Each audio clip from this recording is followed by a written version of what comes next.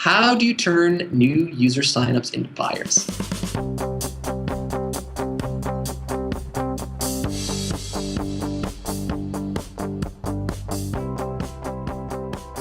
There's a whole bunch of thinking into this. The problem is not so much how do you turn new user signups into buyers. That is a big part of the problem. But the bigger picture is, who are your signups? And are they the people who want your product? So you have to think about all aspects, right? If you think about, if you kind of answer the question itself, you might think about a landing page optimization problem. I've got a page and user just signed up and they hit the next page, and the next stage is a buy button. Only 10% buy. Maybe if I make it red, I can get it to 12%. Maybe if I make it bigger, I can get it to 15%. That's great. Do that. Definitely do that. That's important. Very, very important to growing a business. But the bigger picture question is, where are those users coming from? Are they coming from keyword searches on Google? Are they coming from a business development partner? Are they coming from an affiliate? Are they coming from a partner app? Are they coming from word of mouth? Are they coming from social channels, like coming from Facebook or Twitter or Instagram? And then understanding what those users want, right?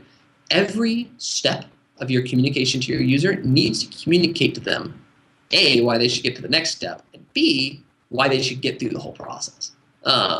And what's so interesting, and the further you get in scale, the more effort you're going to want to put into things like social, things like branding, that are really speaking to why someone would want your product in the first place.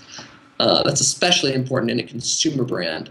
From the basic, optimization question, that's science. It's not, and it's not rocket science. It's really A/B testing. I'm sure you guys know about A/B testing. A/B testing is really just showing two versions of a web page. It's kind of the glasses test, right? Better or worse. Which one is better? And you have two running in parallel, and 50% or some percentage, let's just say 50%, for the purpose of argument, hit one version of the page, 50% hit the other, and then you measure the results. Okay, this page had 1,000 visits, 500 signed up, and 200 bought. This page had 1,000 visits, 400 signed up, and 300 bought. That's interesting. Okay. And you want to make sure when you do A/B testing, it's great to do in-page A/B testing, but ideally you can figure out how to A/B test entire flows, because what you end up with, and someone drew a graph and that really struck me, and the graph, first you look at a two-dimensional graph, right? And the two-dimensional graph shows, okay, here's your axes, right? And the graph kind of goes up like this, and then it tails off like that. It kind of tails off, right? It looks like a logarithmic graph, and that is basically you did conversion rate improvements over time. At some point you had diminishing returns, and then your kind of conversion stays flat. You've hit a maximum. You've hit what I call a local maxima. So then you kind of take that two-dimensional graph and you expand it out to be three-dimensional. And then you've actually got a series of peaks and valleys and mountains, right? And you're at the top of a little hill. Not that far away is a mountain where the top is 3x high. But the problem is, by optimizing on that one page, you're never going to get up that mountain because you've got to go down through this valley before you get there.